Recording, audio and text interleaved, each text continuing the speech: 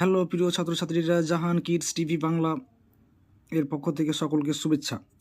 চলো আজকে আমরা শুরু করছি। এটা বড় হাতের এফ, আর তার নিচে একটু দেখছো এটা ছোট হাতের এফ। বড় হাতের এফ। চলো, এফ ফর ফিশ। এই যে এটা একটা মাছ, মাছের ছবি দিয়ে দিয়েছে পুরোটাই। মাছটা খুব দেখতে সুন্দর, রঙিন মাছ।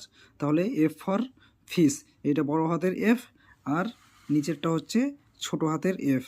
তাহলে কি হচ্ছে এফ ফর ফিশ, ফিশ মানে মাছ। আমরা তাহলে এফ দিয়ে কি শিখছি? এফ ফর ফিশ, ফিশ মানে মাছ।